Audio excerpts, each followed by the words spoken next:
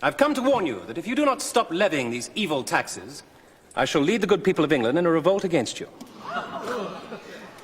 And why should the people listen to you? Because, unlike some other Robin Hoods, I can speak with an English accent. It's the Robin Hood legend you know, with a Mel Brooks twist. This week, we wrap up our Robin Hood trilogy with a conversation about going down a Saved by the Bell Wikipedia rabbit hole, the timeline of the Mel Brooks-iverse, and we top it off with some Yiddish etymology just for fun. We also share our thoughts on the Zack Snyder Justice League cut before finding out if Robin Hood Men in Tights stands the test of time.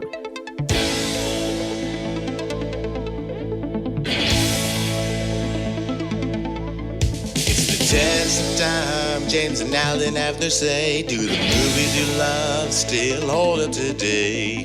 James says gladiator with a glut, and Alan says as a father blah blah. It's the test of time, James and Alan have their say. Do the movies you love still hold up today? Test of time, James and Alan have their say. Do the movies you love still hold up today? Hello, everybody, and welcome to the Test of Time podcast. My name is Alan Noah, and I know your name, but why don't you say it? Well, this is James Brief. This, of course, is during the coronavirus pandemic of 2020. The pandemic continues, the quarantine goes on. How are you holding up? You doing okay? Yeah, doing okay. The city is, it's quietly opening back up, but it'll be an interesting summer. It is going to be a very different summer. It could be a bummer summer. Our friend Mike Kahn, who is on our PCU episode, said that this summer might give new meaning to that Bananarama song, Cruel Summer, which I appreciated on like multiple levels, because just referencing Bananarama is always a good thing. Except maybe in this particular case. Wasn't it Ace of Base song? No, it's a Bananarama song that Ace of Base covered. But before we get into this week's movie, I think we should take a moment to talk about the fact that the Snyder Cut is real. James, all of your tweeting with the hashtag release the Snyder Cut has finally proven worthwhile. I mean, you've got to be ecstatic about this. Well, I haven't tweeted in probably a couple of years, but what you're referring to is Zack Snyder. He directed most of Justice League. Did he direct most of it? Well, that's the thing. He directed the film, and then there was a tragedy. His daughter committed suicide, and so he just couldn't do any of the post-production.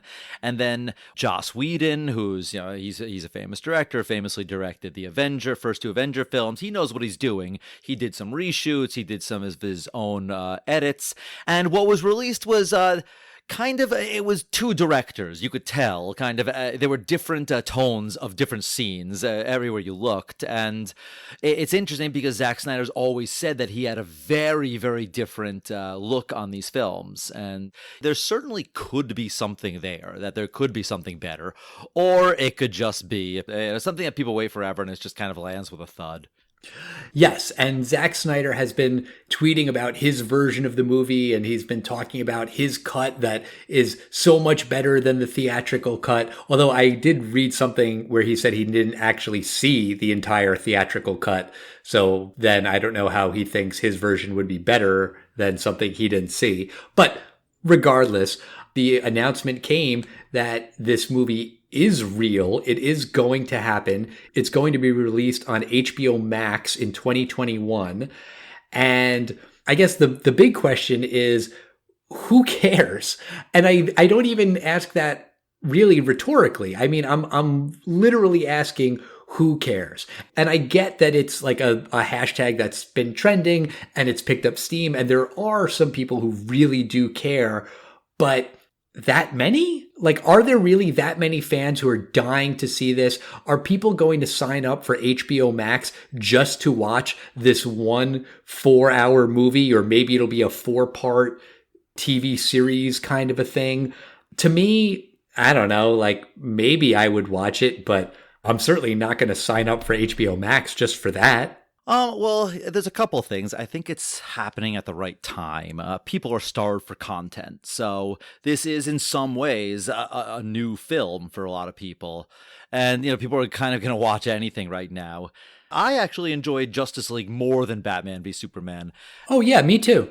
Yeah, I think there could be a decent film in there. It's just interesting. I think it probably all stems from the drama that happened while this film was being made, the fact that the film came out and wasn't as great as people had always wanted it to be. So then there was this idea that there might be a better film somewhere in a vault and, or on a hard drive rather. And yeah, now it's going to have the light of day. But it's sort of like for 20 years, there was this theoretical Richard Donner cut of Superman 2. And, we eventually did get one. And that was very different because this one, they're putting about $20 million into this film to finish it up. So this will look like a finished film, as opposed to the Richard Donner cut, which was more like, just imagine there's a tornado here and Superman fixes it or something. Yeah, and if Zack Snyder is doing all of this because this sets up his vision for what the DC expanded universe is going to look like, and you're really going to see Darkseid, and it's going to explain this whole bigger universe, well, that's neat, but it's going to be setting up a story that we're not going to see because that version of Batman is being rebooted. That version of Superman is probably done. I mean, it just seems like even if this movie is phenomenal and sets up this great story, it's still going to be anticlimactic because there's not going to be a good follow-up to it. Well, I'll tell you the real reason right now why this happened, why any of this is happening. Do you want to know what it is, Al? I'll tell you right now. I do want to know. Because somebody is going to listen to this podcast story we're talking about, or they're going to come across an article about this and they're going to go, what's HBO Max? That is the entire point of this. We mentioned it's on HBO Max. Every single article about it mentions it's on HBO Max. Any good comic book movie is good for the industry. Yes, and if there's a better Justice League movie out there, I'll be into it. Like I say, I don't know that I would sign up for HBO Max just for that, but maybe a free trial, if I could do something like that. But let's talk about this week's movie, Robin Hood: Men in Tights. Now, we have been doing a trilogy of Robin Hood episodes. We started with the 1973 Disney movie. Last week we did 1991's Robin Hood: Prince of Thieves. And today we are going to be doing the Mel Brooks parody, Robin Hood: Men in Tights. Now, I've mentioned this before, that this is the only Robin Hood movie that I had seen, and I had seen it many times, and you had never seen this version, right? Yeah, and I find it fascinating that you had never seen the other two Robin Hood films when this film is completely based on, in a large part, Robin Hood, Prince of Thieves, and the Disney and more probably the Errol Flynn, the archery competition kind of Robin Hood legends. It's just amazing that you had loved this film and never seen anything that it's based on. That's a very good point. That said, there are Weird Al songs that I used to love as a kid, and they were parodies of songs that I didn't know. And I think that a really good parody is always going to be better if you understand what it's parodying. But at the same time, a really good parody will just work on its own. But, I mean, you've certainly got a good point. Why I never watched Prince of Thieves, listen to that episode for us talking about that. But this movie, like I said, is Mel Brooks' take on the Robin Hood legend in general, and more specifically, a spoof of, like we mentioned, Robin Hood, Prince of Thieves. So in this film, Robin of Locksley, who's played by Carrie Yules, is that how you say that? He's Wesley from The Princess Bride. No, he's Westley from The Princess Bride. However you say his name. This Robin escapes from prison in Jerusalem during the Crusades and returns home to England to find that Prince John, played by Richard Lewis, has repossessed his family estate. Robin vows to fight back with the help of his friends Blinken, Will Scarlet, Little John, and Achu. Bless you. Hopefully you find that joke funny because they make that joke about 16 times in the movie. Together, these guys take on Prince John and the Sheriff of Nottingham. Rottingham. Robin also tries to win the favor of the beautiful Maid Marian if he can get past her chastity belt. Right? I mean, what a classic problem. We've all been there. So I know that I saw this in the theater. I'm almost positive I saw it in the theater with my dad, who is a huge Mel Brooks fan. But I don't know that it was a massive hit. Was it? Well, the film came out in the middle of the summer, almost 2 years after Robin Hood, Prince of Thieves came out. It came out July 30th, 1993. And Mel Brooks, he got a $20 million budget for this film. And it wound up opening at number 6 with $6.8 million, but it wound up finishing with $35.7 million. So, so-so box office run. But according to Wikipedia, Mel Brooks says that this movie and Spaceballs are his top 2 selling films on video, which is interesting. So, he's known mostly critically for, I'd say, probably Blazing Saddles and Young Frankenstein, maybe the producers. But these are the films that really pushed a lot of cassettes in the 80s, or 90s, rather. Yeah, I could see that. And the movie opens with these guys who are shooting flaming arrows back and forth as the credits are rolling. And then we see that these flaming arrows have burned down a village. And the people in the village are saying that every time there's a Robin Hood movie, their village gets destroyed. And then one of the flaming arrows shoots into a building and it says, directed by Mel Brooks, and they all say, "Hey, Mel Brooks, fuck you." They give the middle finger right to camera, and right away, right out of the gate, this movie is breaking the fourth wall. It acknowledges that it's a movie. It acknowledges that it's a Mel Brooks movie, which is not really all that uncommon for a Mel Brooks movie. Like, a lot of his movies break the fourth wall, and this is the first time it happens, but definitely not the last.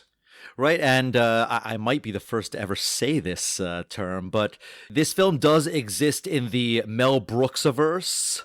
It does reference other Mel Brooks films and other jokes from Mel Brooks films that are specifically in other films of his. But it can't really be in the Mel Brooks-iverse, because if this movie takes place in medieval England, then how can it exist in the same universe as Blazing Saddles, which came out in the 1970s? I mean, like, what's the timeline of the Mel Brooks-iverse? Oh, because this references Blazing Saddles. Yeah. It actually does. Well, after the opening scene here, there is, I guess required for early 90s, there is a novelty rap. Right. I sort of thought this was cute. You have these 4 guys rapping about basically just the setup of the story of Robin Hood's off in the Crusades and King Richard is gone, so Prince John has taken over with the Sheriff of Nottingham. That's really about it, except they rap it. They show up again at the very end of the movie, and that's it. They're not like a constant fixture in the movie. They just kind of bookend a little bit of exposition. Yeah, it's not funny, but it's not unfunny, and it just explains what the setting of this particular Robin Hood film is. So we go now to Jerusalem. So right when I saw this, that's when I'm realizing, oh my God, how have you never seen Prince of Thieves? Because there are so many exact copies of scenes and references from Prince of Thieves. But just like in the Kevin Costner film, we start out with Robin Hood. He's escaping from a prison in Jerusalem.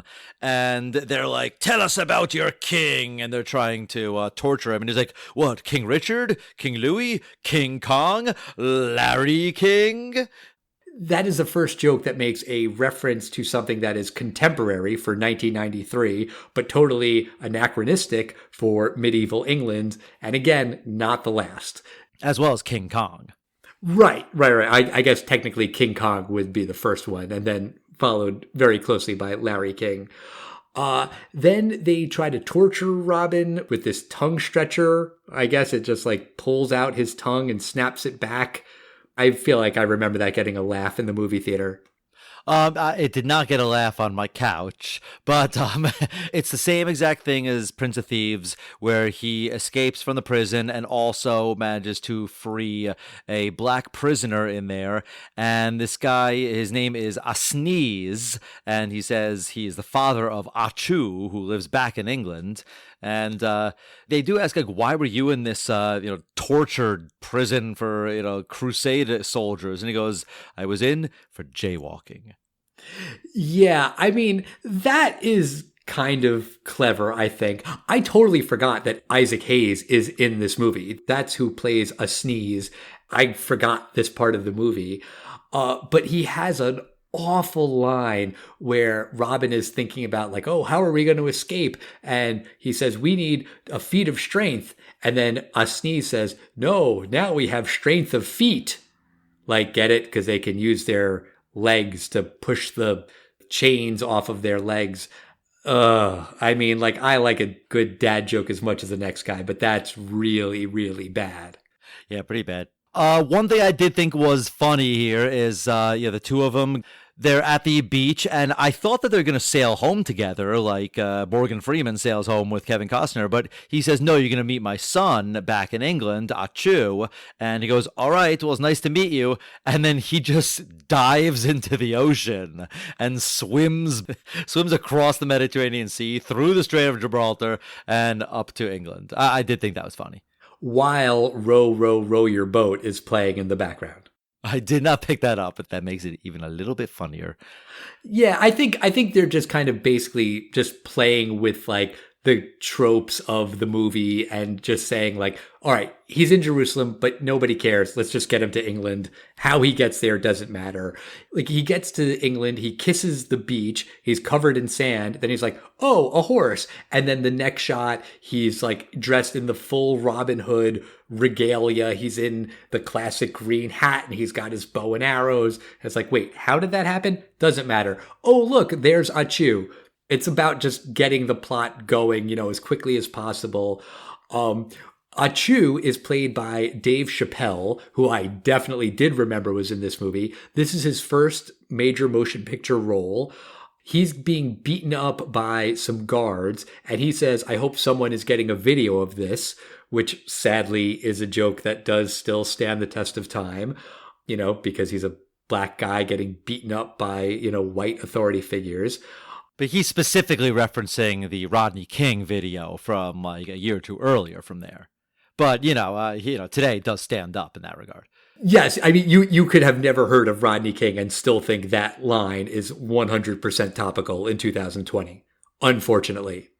And Robin Hood and Achu, they do fight off the guards, and before they do, Achu pumps up his own Reebok pump. So that was shoes in the early 90s that had a little airbag inside the shoe that you'd squeeze a little ball on the tongue of the shoe and it would inflate. But it's not a joke. Like, there's nothing funny about it. Like, Achu says, wait, I need some air. And then he pumps up his shoes, and then he's like, okay, now let's fight some more. It's not like a joke in any way, shape, or form. It's just saying like, hey, those things that people have? I have them too. And that's it. I think it's a joke that the fact is when they first came out, people were like, oh, you need these to be a better athlete. And then I think people quickly are like, no, these are just like a stupid toy. I think that was the joke for people back then that knew in that short window that pumps were only a fashion item and not really a practical athletic piece of footwear. Maybe.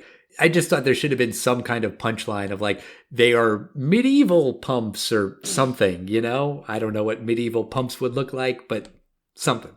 Yeah, but Robin does go back to his home, and he finds that not like in Prince of Thieves where his father, the whole devil-worshipping plot, no, his castle is repossessed by the sheriff, and not just taken ownership, like this is now the king's land. Like, no, they actually put the castle on like moving trucks, and then, medieval like horse and carriages, and then just drag the castle away. Yeah, and that's kind of funny. It's just like a silly visual gag. Once the castle is moved away, we see Blinken, Robin's blind servant. He's been left behind. He's sitting on the toilet reading a Braille version of Playboy. And why is this character blind? Because there was a blind guy in Prince of Thieves. But to be fair, the Braille Playboy was not Braille letters. There was actually almost like a Barbie doll glued into that paper, and he was like feeling with his hands. Like there's a little like woman's figure on there, so he was feeling the breasts and stuff. Oh, okay. But yeah, this actor, I knew he looked familiar from something, And I was pretty sure that he was on Saved by the Bell. I thought he was a teacher. He was not a teacher, but he was on Saved by the Bell. He was one of the guys who worked at the Max. Not Max, who was like the magician, but like one of the other regular servers in Saved by the Bell. Yes, I did go down a Saved by the Bell Wikipedia rabbit hole earlier today. No, I am not proud of that fact. Awesome. The things I do for this podcast. And then we meet the Sheriff of Nottingham, who in this film is called the Sheriff of Rottingham for no particular reason. This joke just makes me think of Mad Magazine. I don't know if you read a ton of Mad Magazine when you were a kid. You must have, right? Oh, yeah. It's like, instead of calling it Superman, let's call him Stupid Man. Exactly. It's like changing one or two letters for no reason. It's like, what does it buy you to call it Rottingham? Literally nothing. I don't get why that's funny. But there's another timely reference in this scene where a kid just starts running to camera, screaming, and it's just supposed to be like Kevin McAllister in Home Alone. You know, the like right to camera. And then he says to Robin and Achu and Blinken that he's being chased by the sheriff's men. And then we meet the Sheriff of Rottingham. Later on, when the kid runs off, he starts screaming again. That joke is only funny if you remember Home Alone. And even then, maybe it's still not that funny. But there is one good line with the Sheriff of Rottingham where Robin kind of knocks him off of his horse. So he's just kind of like underneath the horse. And the sheriff says, well, now I'm really pissed off. And Achu says, pissed off? Where you are, I'd be more worried about being pissed on. Yeah, and then the horse runs away with the sheriff underneath him. It's a funny visual because it's such an obvious mannequin that's being completely trampled underneath him. It's a good thing they did not try to go for realism because it was funnier this way. The Sheriff of Nottingham, I couldn't put a finger on where I knew him from, but it turns out he was the actor that was from the sitcom Cheers. Oh, yeah. He played the millionaire Robin Colcord, who was Rebecca, Kirstie Alley's boyfriend towards the end. Yes, I watched Cheers when I was a kid, and I remember the first time I saw this movie, I was like, oh, it's the guy from Cheers. I looked up his IMDb page. He's done a couple other things here and there, but I think most people probably know him from Cheers and this movie. The main villain in this film is Prince John, played by Richard Lewis. And he goes, I don't want to hear any bad news. And the sheriff comes in and he's about to tell him, like, oh, you know, Robin Hood just came and beat us all up and says, I'm going to come get you. But he doesn't want to hear any bad news. So the sheriff, he tells him what I just told you, but he's like hysterically laughing as he's saying it to make it not like bad news, as if it's very funny. Yeah, the gag isn't really that funny. I like Richard Lewis in general. I mean, 90s era Richard Lewis. I mean, his shtick was all about like, ugh, everything is terrible. That was just sort of his persona. And he's basically playing that kind of character in this movie. And I think by and large it works.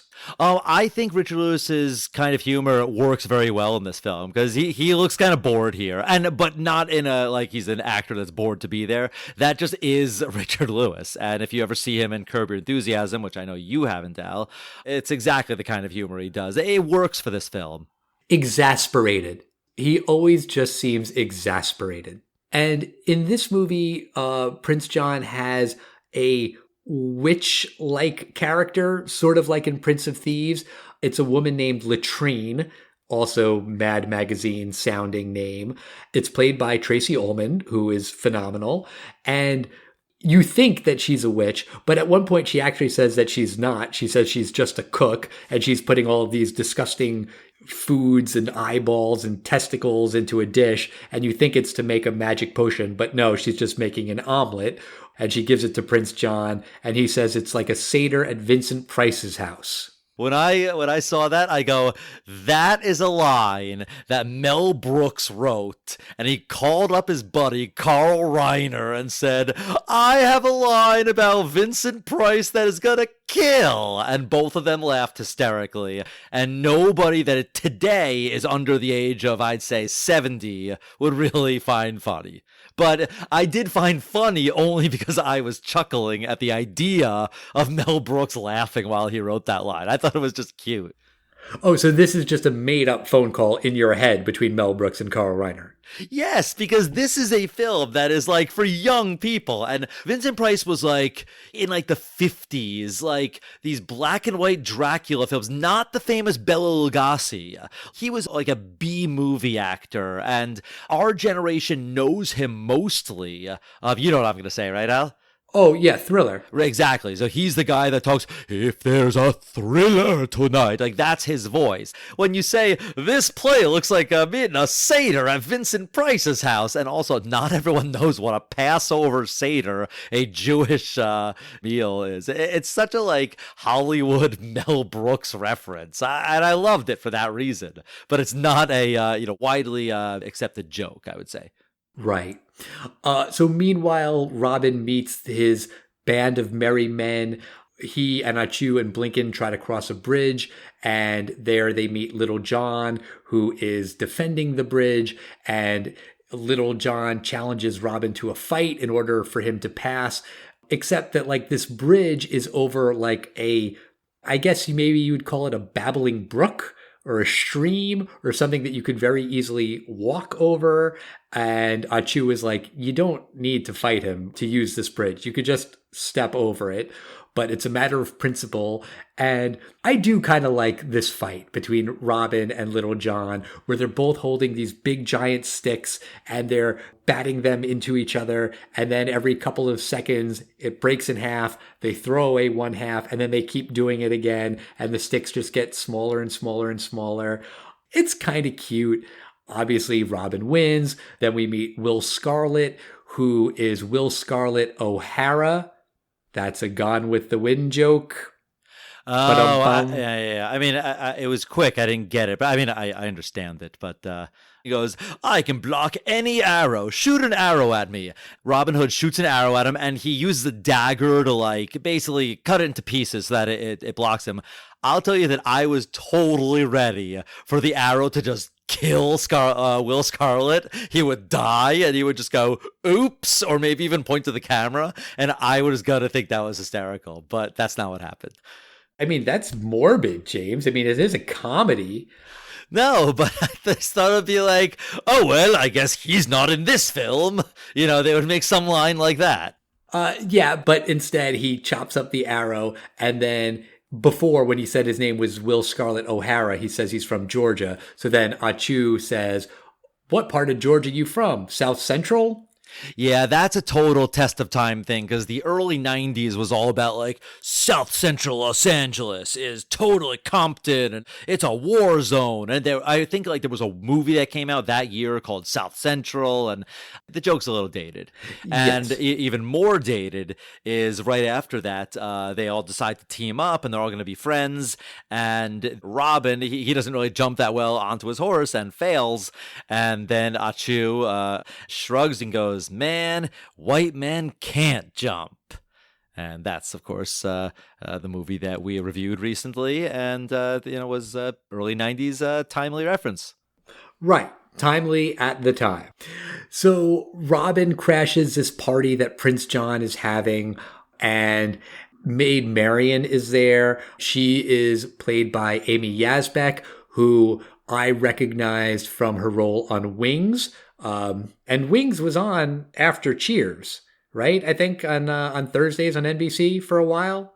Yeah. It was. I think it might have even been a technically spin-off of Cheers, because I think Frasier was also on that show. Because I think I remember reading that, like, Kelsey Grammer has played Frasier or won an Emmy for the character on, like, multiple TV shows. Frasier is a spinoff of Cheers. Characters from Cheers occasionally made special guest appearances on Wings, but I don't think Wings was officially a spinoff. I think it was made by the same people. But if the characters exist in it, it's a spin-off. No, not necessarily. Shows just do crossovers sometimes.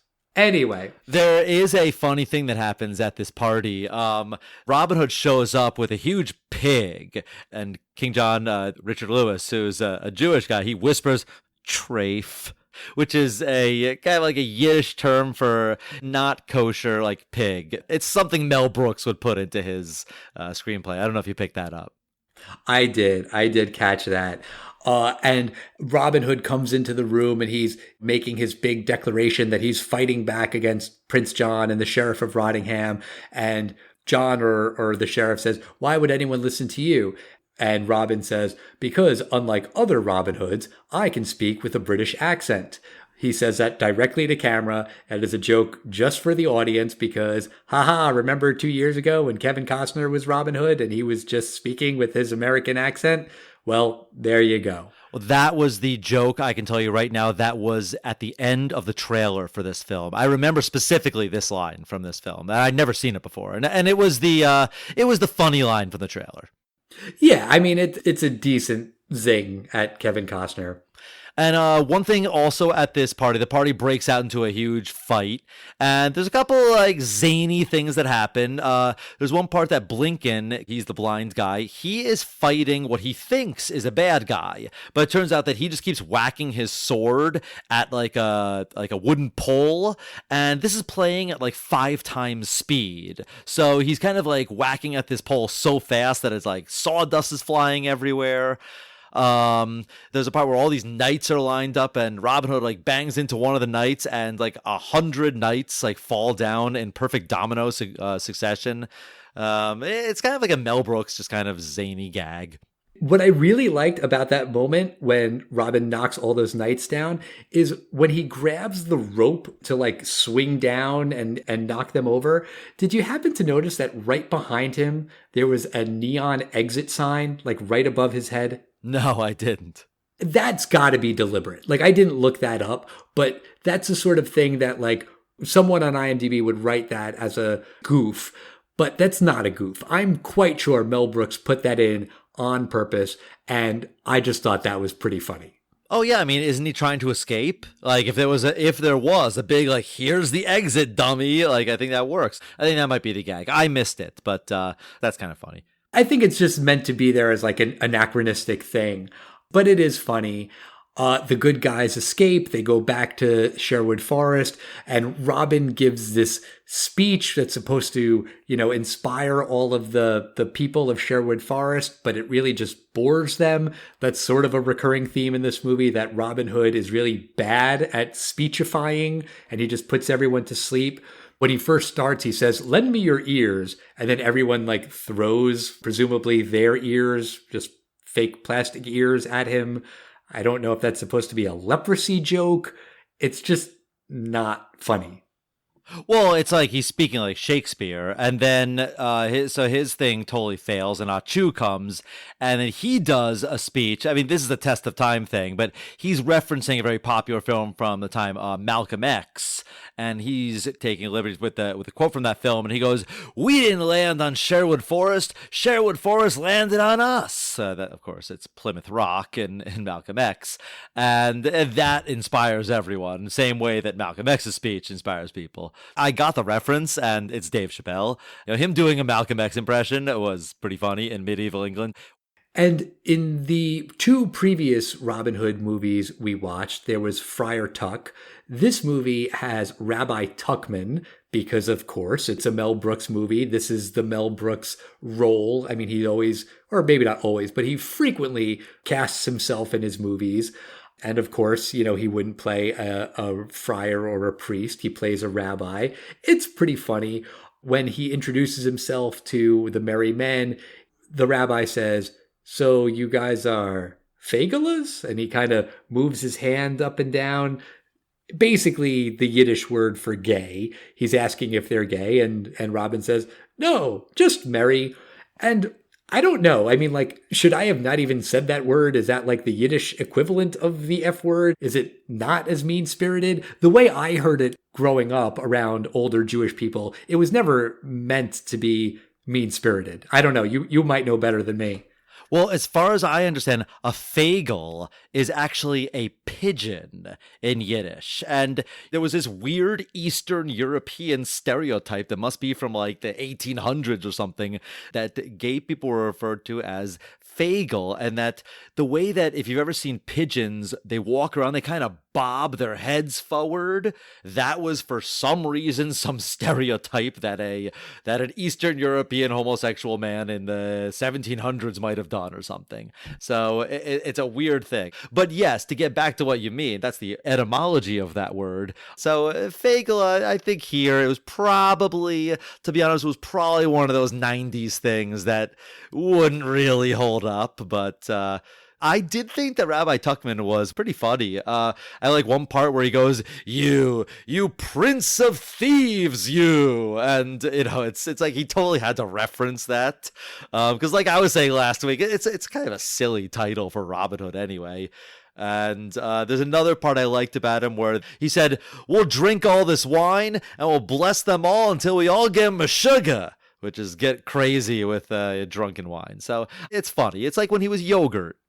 Right. He makes a lot of moil jokes. A moil is someone who performs a circumcision, and there's a lot of gags about circumcisions. That's true. I forgot about that. He does make too many of those jokes. Yeah, they run a little long. That's what the moil said. Ba-dum-bum. Yeah. I have to guess in my own backstory that Mel Brooks is friends with the actor Dom DeLuise because he basically plays Don Giovanni, and the whole gag is that he's doing Marlon Brando as the Godfather, and it's a good Brando impression. I'll say that I've just never found Brando Godfather impressions to be funny. Everyone does them, but they're not comical. I mean, there's good ones and there's bad ones, and this one was fine. But I just thought the scene was a chore. It felt like Mel Brooks and Dom DeLuise were having a real good time doing this scene. I agree with you. This scene does go on way too long. I did sort of like the bit about one of Don Giovanni's henchmen who's there. He had his tongue cut out. And the reason he had his tongue cut out is because he did one of these to an enemy and like stuck out his tongue. And so that guy cut out his tongue. And Don Giovanni likes to tease him and say, hey, can you do this? No, he can't do it because he doesn't have a tongue. Ha ha ha ha ha. I kind of thought that was funny just because it's so stupid. That sort of just went from so stupid that it's not funny into, oh wait, now it's so stupid that it is kind of funny. But I agree with you overall. That scene was a little long and not all that funny. I guess that henchman guy is supposed to look like Clint Eastwood. I mean, it doesn't really like pay off in any kind of Dirty Harry parody. I don't know. Yeah, you have to know what Clint Eastwood looked like as, a younger Dirty Harry kind of guy, too. Back in Sherwood Forest, there is the Men in Tights musical number, which is basically just one of those things that I remember kids in my middle school, high school, whatever, would just sing a lot. We're men in tights, tights. We roam around the forest looking for fights. That's really all I remember. It's mildly amusing and mildly catchy. I don't know. It's not the funniest thing in the world, but it kind of got the nostalgia in me just because I remember a friend of mine who used to sing it all the time. There is a really funny bit when Maid Marian comes into the forest and she and Robin are talking and she mentions her chastity belt and that someone has the key, but who knows who has it. Which is a little bit weird because earlier in the movie, Robin was told that he has a locket that contains the key to the greatest treasure in the land, which at the end of the movie, spoiler alert, we find out is the key to the chastity belt. But he's completely oblivious about that. And while they're talking about it, he says, oh, if only it were me. And Maid Marian says, oh, if it twere you, it twould be twerific. That kind of made me laugh. I don't know why. It's pretty hokey, but I thought that was funny.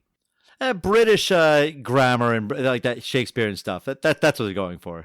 But speaking of that, the next scene is they have a spring fair, which is where they have this archery contest, which we remember from the Disney Robin Hood movie, and it's a trap to get Robin Hood out of hiding. But at the sign for the spring fair, they just spell it Fair. They don't put the E at the end. It should be a ye olde fair E. Absolutely. That is a hashtag missed opportunity right there. That bummed me out. But in this version, Robin Hood makes the bullseye. Then Don Giovanni's guy splits Robin Hood's arrow in two. And everyone is very confused because that's not the story of Robin Hood that we know. But then they all check the script and find out that no, Robin gets another shot. Once again, these are characters who are aware that they are in a movie. They have the script on them, and then he gets another shot, which is, by the way, a Patriot arrow. So what's that a reference to, James? So the Patriot missiles were from the Gulf War. This is the 1991 war against Saddam Hussein.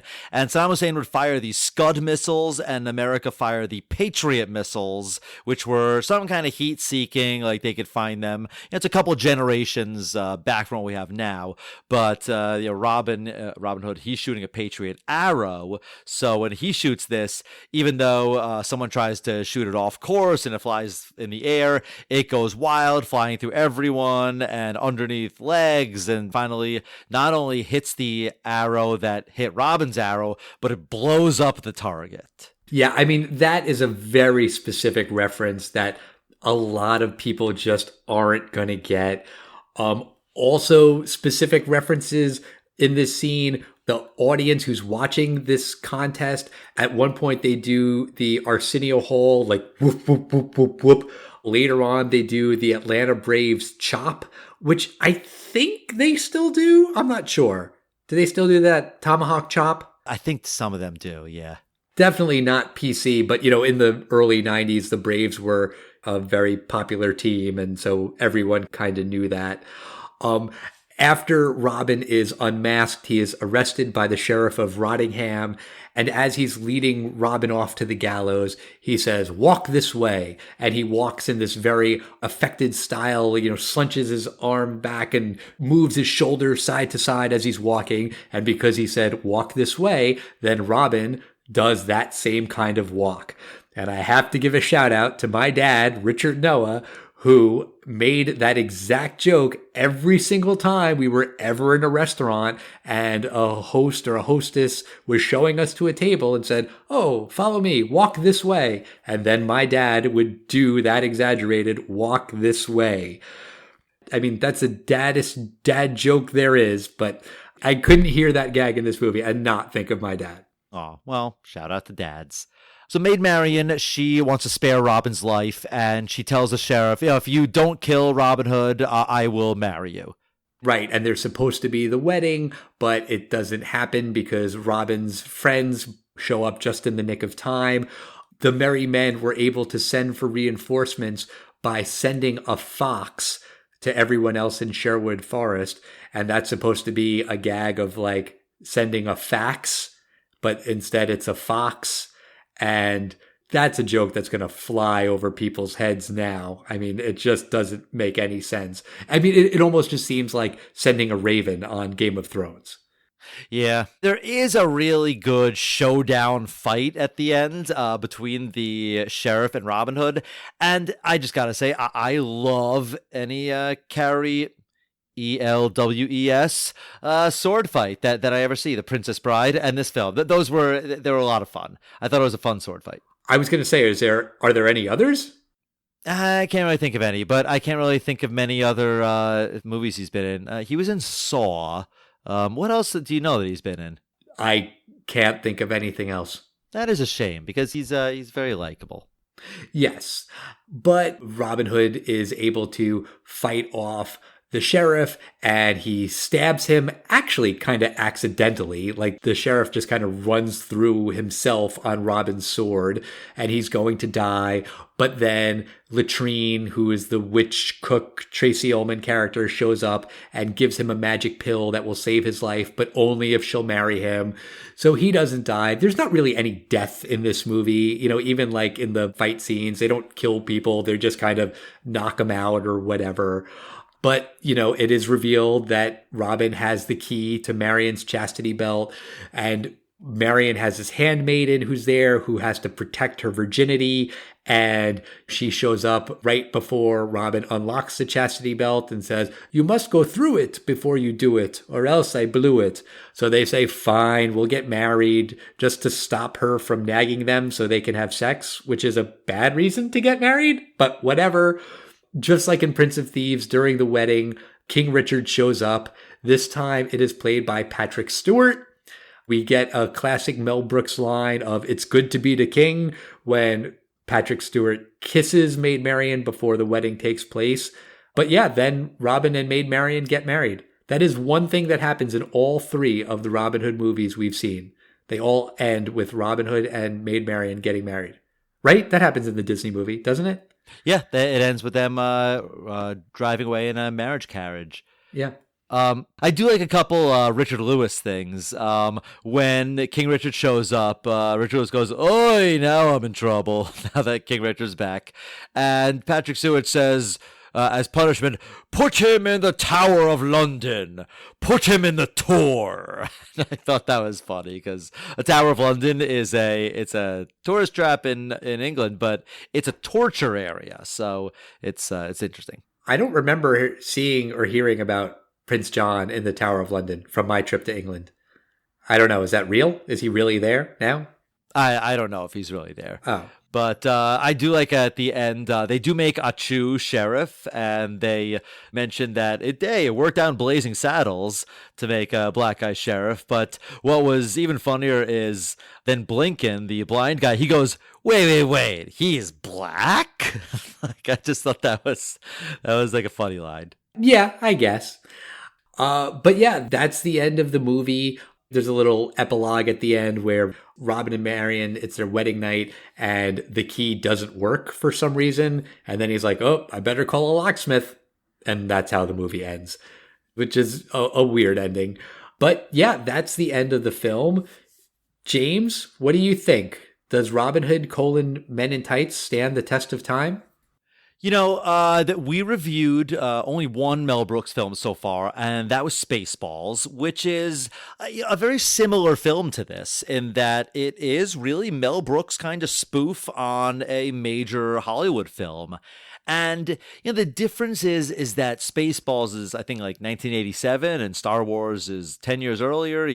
This movie came out almost 2 years to the day after Robin Hood, Prince of Thieves. So it seems like there was some stuff that was maybe a little rushed and not as polished, I'll say, as Spaceballs. But I think you actually summed up this movie perfectly in something you said earlier in this podcast. And this film is a Mad Magazine take on Robin Hood, Prince of Thieves. And with Mad Magazine, if you've never read it, it's pretty much a lot of the jokes are just simply puns, like we call him Sheriff Nottingham, now it's Rottingham. I feel like he kind of like scrutinized Robin Hood, Prince of Thieves. He's like, remember when Kevin Costner gets to the ground and kisses England when he's home from the Crusades? It would be funny if he did the same, but it's muddy. And I'll admit, I did totally recognize the two scenes because I watched them 2 weeks in a row. I did think that was kind of a funny gag.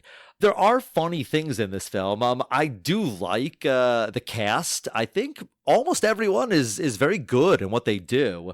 Richard Lewis, you mentioned his kind of like whatever comedy. He's kind of like a Jewish New Yorker, like, ugh. And that kind of, it's funny to me because I was noticing over the last two films, especially Robin Hood, Prince of Thieves, how Christian that film is. And it just was kind of funny with the, ugh, this is so trafe and not kosher, this pig you're bringing. I thought that was kind of funny. But the thing is that a Spaceballs attempt that was just kind of lazy. He just recycled a lot of the same exact gags. I mean, a Lone Star was carrying a necklace around his neck in Spaceballs the entire time. That was the secret to the ending. And it turns out that Robin Hood did the exact same thing this time. I thought probably one of the funnier jokes in the film, it just happens to be an exact copy of one of the funniest jokes in Spaceballs, which is when they take the script out of the actual film. I thought that's very funny. Just to riff on that for a second, there is also in Spaceballs the dot matrix, who's, like the C-3PO like companion to the princess. She has a virginity alarm. That gag is recycled here. And both of those movies end with not just a wedding, but a quick wedding, where it's like, do you? Yes. Do you? Yes.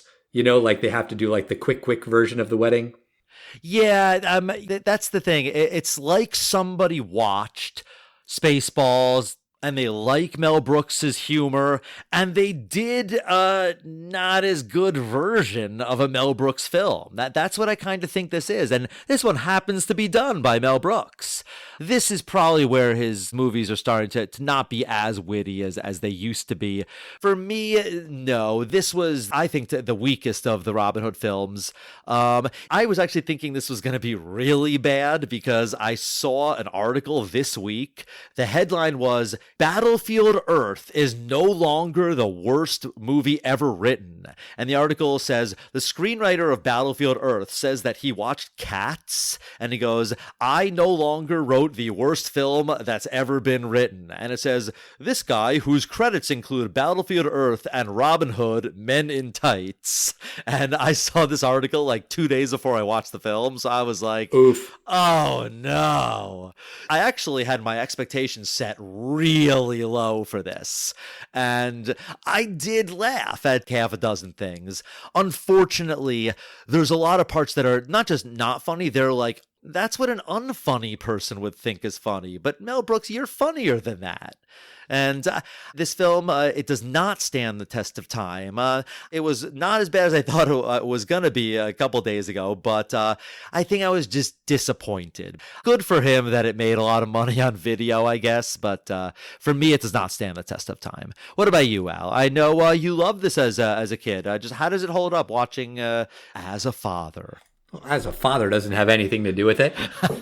It has everything to do with everything with you. No, that's not true. I share a lot of your opinions. I mean, it was disappointing watching this movie again. It's a thing that's happened throughout this podcast where we say, oh, let's watch this movie that we loved. And especially with comedies, it's like, oh, I thought this was the funniest thing when I was a kid, when I was a teenager. And now I watch it and I'm like, I thought that was funny. And I mean, that's sort of the whole thing we do here. A lot of the one-liners in this movie are bad. A lot of the jokes are just not funny. It's a movie that takes place in medieval England, and yet so many of the references in this movie are totally dated because they make contemporary references to things that were happening in 1993 that are no longer a thing. Even just like some sight gags when they show up at Prince John's party, someone's putting a club on a horse, like a big giant oversized club, that thing that people put on their steering wheels in the 90s. These things don't really make sense anymore. Breaking the fourth wall, we've talked about it before. Sometimes it works, sometimes it doesn't. It worked for me when Mel Brooks did it in Spaceballs with the watching the video of the movie. Everything that's happening now is happening now. That to me is funny. In this movie, it just kind of doesn't work for me. It's one of those things, it's not an exact science, and sometimes it works, sometimes it doesn't. But that said, there are some really clever parts of this movie. And when I was talking about like that exit sign gag, I noticed a lot of little things like that in this movie that are jokes that they don't call attention to. They're just in the background, and those things are really funny.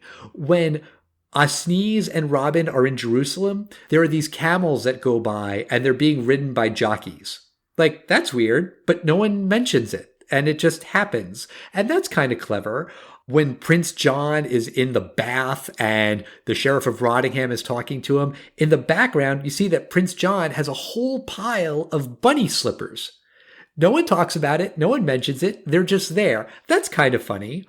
To me, what is the absolute funniest thing that I don't know that I ever noticed before is that Ah Chew has a snapback hat. It looks like he's wearing a baseball hat backwards with the snapback.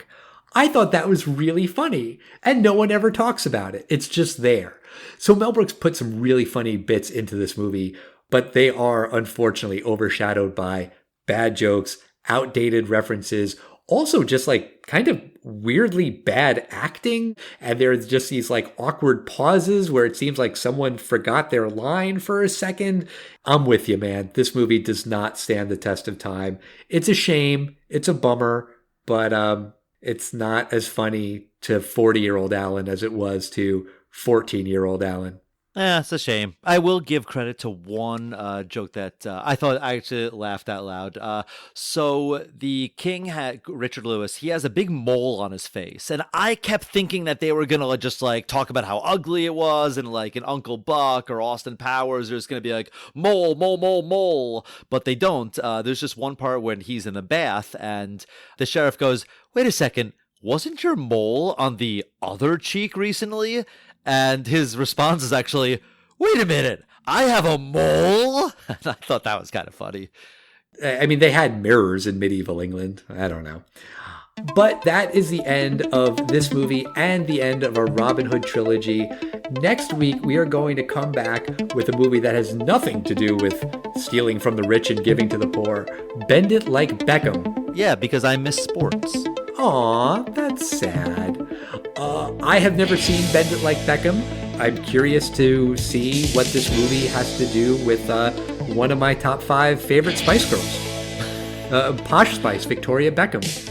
And you will. I'm looking forward to it.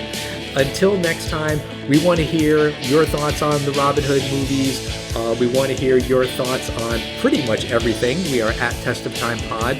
We also want you to write us a nice review on Apple Podcasts. Do it. You've got time. You're sitting at home doing nothing. Come on. Let's go over to Apple Podcasts and write us a nice review. And we'll see you next time, everybody. Goodbye. Bye.